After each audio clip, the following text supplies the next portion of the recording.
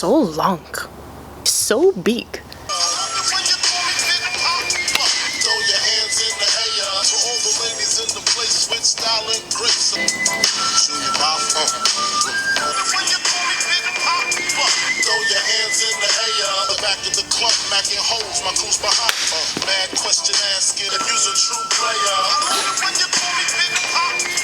I had to do it. One thing about me, I am a garlic girl. No, but actually, if there's a musical pun to be made, baby, I'm making it. I'm making it because life is too short to not make a bad musical pun that might make you lose friends and make enemies. I can't pass up an opportunity that's handed to me because you know what the tail number is? It's gotta pee.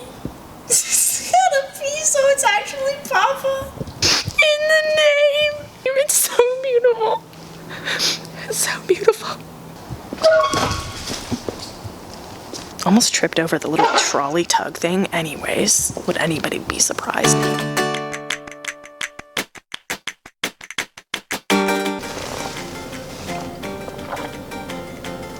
I'm running late for my lesson again. I should be at the airport by now. Okay, I'm actually meeting a friend for coffee, Oksana, and then I'm going to my lesson. I haven't flown for about a month and a half, and I haven't trained or done anything super aviation related in about 3 months, and I miss it. Hold up. She's a material girl. No, actually, I just worked until 2 a.m. last night. So my nails look janky, so the gloves. I have neck acne and then hot sauce stains on my shirt, so the necklace and the scarf, and then my eye bags, that's the eye makeup to distract from the bags. Anyways, this timeline doesn't really apply anymore because I might not do instructor. There's a lot of things up in the air right now that I'm trying to figure out, just budget-wise and time-wise. But honestly, I really miss flying and I really miss being a student again, but at the same time, I'm not sure that I want to do instructor. So that's kind of what I'm going to talk to Oksana about. And I feel like where I'm at right now, I feel like I don't want to teach. I like teaching and I enjoy it and I love learning about being a CFI. Like FOI is so interesting. It's a lot of psychology and it's extremely relevant because I see like what type of student I was or the issues that I had. All of these things are so applicable and I see myself in them like over the years of my flight training and it's super interesting. But then I think about actually teaching. And it's the reality of it. It's the reality. And I'm like, maybe not. Anyways, I'm so excited because I'm going to... I'll get decaf. Don't you worry. Don't you come out. Don't you judge me. Don't you judge me. Let's get it. So we'll start talking a little bit about high performance here. The main thing with high performance is that the systems get a lot more complex. And you have a much wider range of your CG. You're making a big jump from the 172 to the 206. Seat's more adjustable than the 172, so I actually feel like I can see more, but it's really trippy because I look out that way and I'm like, my wing is so big. The wings are they're bigger. And the fuel capacity is double the 172, and the engine capacity is roughly about double, so it's 300 horsepower. One very, very important thing to know with flying the heavy airplanes like this is that you're going to start with a forward CG because when you start filling it up, the CG envelope in the 150, very narrow. 172, pretty limited. 182 gets a little bit bigger. CG on this, as we start going through the paperwork, you'll see the CG is very wide on the 206. Yeah, I did notice that. Right.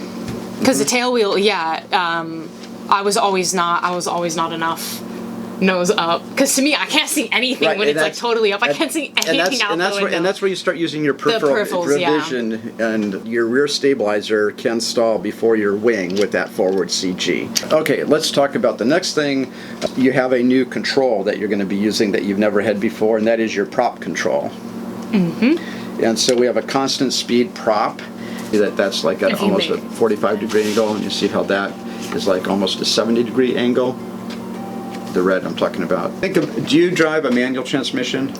No, but I have, and I used to at work. So you're familiar with manual transmission, right? Yeah. So is that like gear one? This is like gear one. Yep. That makes sense. So think about, and this is really, really important to keep, because with a high performance plane, you can cause major damage to the engine if you don't do engine management properly. Oh, that makes sense. What would happen to your engine going down the road at 70 miles an hour? Well, you can totally break the clutch, you can break it, or you just stall in your car. Or you do damage to the engine or clutch or whatever. Smoke out the clutch.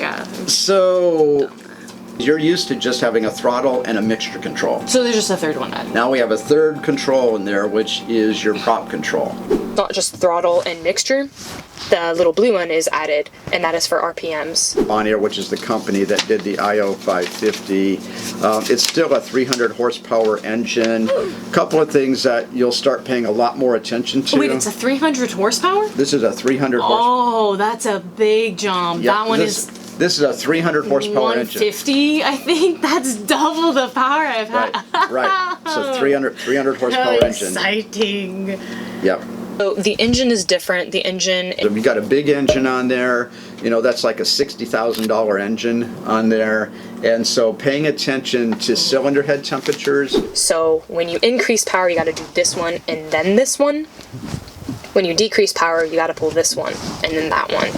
And if you do it the wrong sequence, you can mess up the engine. So that's just something I'm a little bit cautious of. Your propeller, even though it's only 2,700 RPMs, what you couldn't do in the 172 is you can't shift into a higher gear or lower gear. what you get is what you get. So you're going to be at 23, 24, 2,500 RPMs. It's a lot more efficient. The other thing you'll notice when we go out to the airplane, controls. 206, it's just a bigger airplane all the way around, and everything is beefier.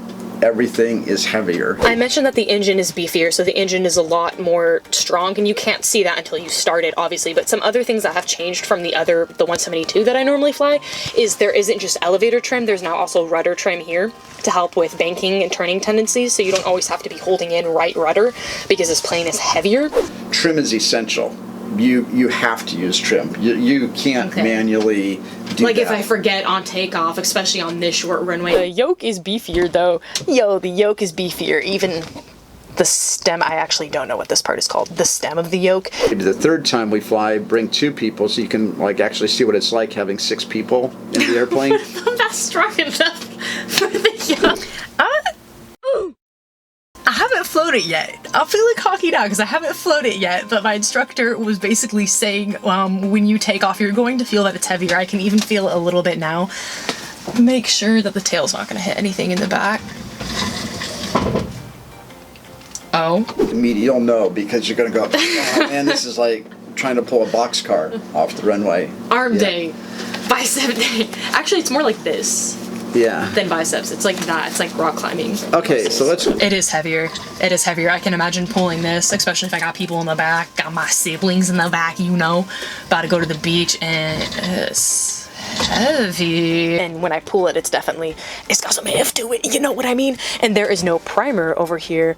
There's actually the pump instead of the primer. I don't know though, it's really weird. I met with Oksana today and our coffee date was amazing. So we walked along the waterfront with the first sunny day we've had in a long time. Both our schedules are kind of crazy all over the place, but I love meeting up with her every time because we just talk about all things aviation and family and faith and life related. It's really awesome. Both of us are kind of at this turning point transition in our life. We gotta figure it out. Why is it focusing on Bob the Build? Why?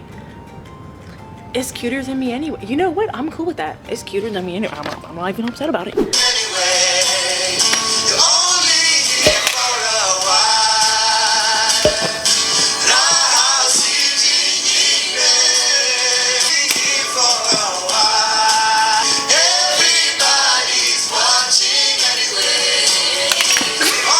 Okay, we're gonna turn off the lights and we're going to run because there are ghosts in this hangar. Trust me.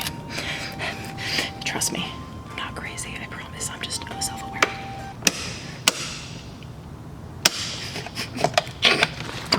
Wait a second, why is that one turning off? What? No, it's the one at the opposite end of the hangar. I'm telling y'all. It be creaking. Some say it's just the wind. I say it's the spirits of all the students that went bankrupt and died because they couldn't afford to eat because they spent all their money on flight training. We're gonna run. Here, and I'm gonna go help Genevieve move some stuff because I'm her resident and trained dog because she promised me Trader Joe's snacks, which are like super fancy. So I'm gonna pack up and get headed to her place to maybe have dinner and snacks. I'm having my customary granola bar for dinner and then my backpack as a like final commercial pilot. Girl, you a commercial pilot tribute. It just broke. I've had this backpack. No, because you don't understand. I've had this backpack all of college, just like Tina, just like my car, all of college, all of my flight training, and she just broke now. Monumental. Oh, Genevieve called me. What? Chica, Bro. Hello? Why did you answer the phone right away? Why? The good purebred dog that I am, I have decided to come help you, but it depends. What type of snacks are you gonna feed me? Abby, Rachel already helped you. You can just come here. You know what? You know what? You just enjoy some friendship. You ungrateful. Oh no, I got seaweed. I got like spicy chips, peanut butter pretzels. I got mini peanut butter sandwich crackers. Okay. I really don't know if he's gonna cook. I don't know.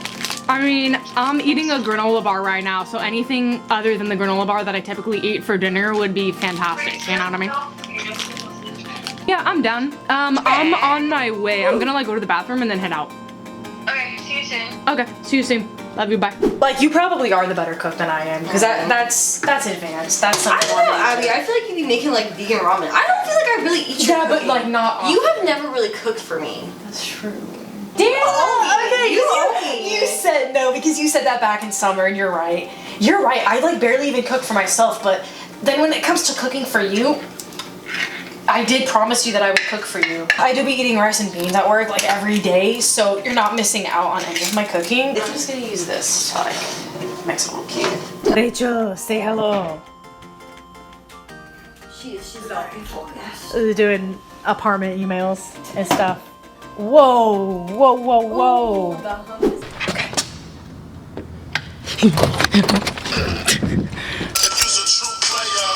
I'm not. I'm loyal. Good heavens, I'm glad you can't see my bun. What is that hair split, Abby? What in... Anyways, I was so... Okay, you know when the sun comes out and you're like, wait, I actually don't hate my life and hate people? Like, it'd be a little bit of the seasonal depression.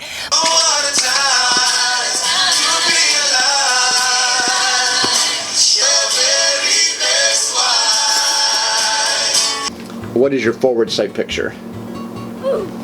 Not much, right? I can't really see Yeah, much. right. Yeah, that's right. And so. Why not? Why blow up my spot? Cause we both got hot. Now check it. I got more back than Craig in the bed. Mom got them for me from Nordstrom Rack for Christmas like 4 years ago, and I never ever wear them because I'm not trying to get a bow, or whatever it's called, a bay. But honestly, is anything more romantic than sleigh rides? Is anything more romantic than when like they would come up to you, like, you know, during like colonial times or whatever, and be like, Oh, can I take your daughter on like a sleigh ride? Like, what? Forget a Maserati. Actually, no. Why not both? I'm just saying, when somebody offers to take you on a sleigh ride and they have like the hot brick to warm your feet.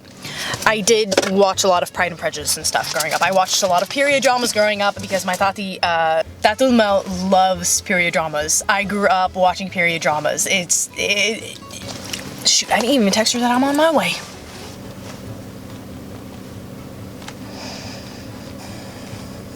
Just a material girl living in a cracker world. Yo, I'm on the way. Don't you judge me, Lizzie. Don't you judge. I like Jane Austen and period dramas. I like them. They're super romantic. And the scenery, oh my god, they just walk all day and paint and play the pianoforte. Like, I could do that. But then it's always kind of weird to me because I'd be thinking about how slavery just existed in that time, and I'm like, that's like, I'm just thinking about that while I'm watching the whole movie. Like Pride and Prejudice, I've watched that maybe 45 times, but that movie, I'm just like, y'all have slaves and y'all are just playing the pianoforte, like,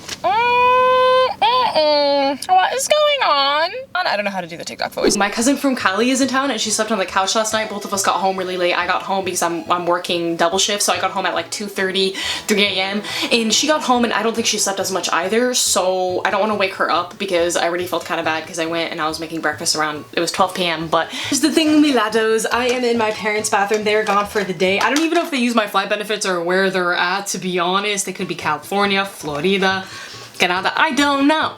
I don't know. Our family's kind of all over the place as per usual. That's why it's always weird when my parents come home and they're like, where's your sibling or whatever? And I'm like, dude, I barely even know where I am. I can barely even keep up with myself. You think I'm able to keep up with my siblings?